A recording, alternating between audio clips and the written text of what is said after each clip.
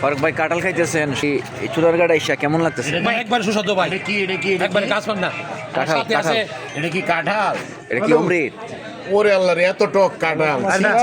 আমার সাথে আছে এখানে আমার সংগঠনের যুগ্ম সাধারণ সম্পাদক আলহাজ সৌগত আলী খান।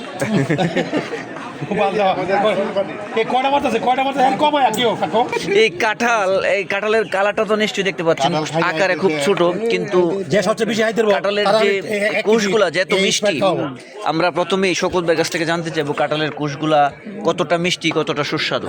আসলে মোটামুটি খারাপ না, ভালোই মিষ্টি। তবে আমার জীবনে এই প্রথম আমি টক কাঁঠাল খাইতেছি। টক কাঁঠাল, যাই একজনের রিভিউ পাইলাম এই কাঁঠালটা নাকি টক। তো আমাদের বড় ভাইয়ের কাছে যাবো। ভাই কাঁঠালটা কেমন দেখলেন ভাই? এই কাঁঠালটা টক মিষ্টি, ভালো। টক মিষ্টি এই প্রথম, এই বছরের প্রথম, এই বছরের এই বছরের প্রথম। আচ্ছা ঠিক আছে। তুমি কথা কই না, ভালো। আমরা এবার ফারুক ভাইয়ের কাছ থেকে জানতে চাইবো কাঁঠালের যে স্বাদ কেমন। কাঁঠালে এই বছরের প্রথম আজকে কাঁঠাল খাচ্ছি, কিন্তু আসলে আমার মনে হচ্ছে এটার একটা গায়ে দিছে। গায়ে খাওয়া কাঁঠাল। আচ্ছা, গায়ে খাওয়া কাঁঠাল আমরা যতটুকু দেখলাম। কামাল ভাইয়ের কাছ থেকে জানবো কাঁঠালের বিষয়ে কেমন লাগলো।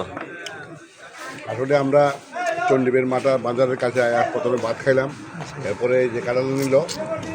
আসলে অন্তত খুব এই বছরের উপলক্ষে আমি দ্বিতীয় কাঁঠাল খাচ্ছি, আসলে খুব ভালো লাগলো। টকমক না, আসলে মিষ্টি দেখতে যেমনই হোক, কিন্তু কাঁঠালের স্বাদটা সুস্বাদু এবং অনেক স্বাদ নাকি, অনেক ভালো। অনেক কোষ এখনো আছে কাঁঠালের ভিতরে। আপনাদের ভাষায় আমাদের ভাষায় কোষ বলি, আপনারা কি বলেন আমরা জানি না। এক এক জায়গায় এক এক নামে ডাকতে পারে। সবাই খুব এনজয় করছে আসলে কাঁঠালটা। এখান থেকে কাঁঠালটা কিনে এখানেই ভেঙে খাওয়া হচ্ছে।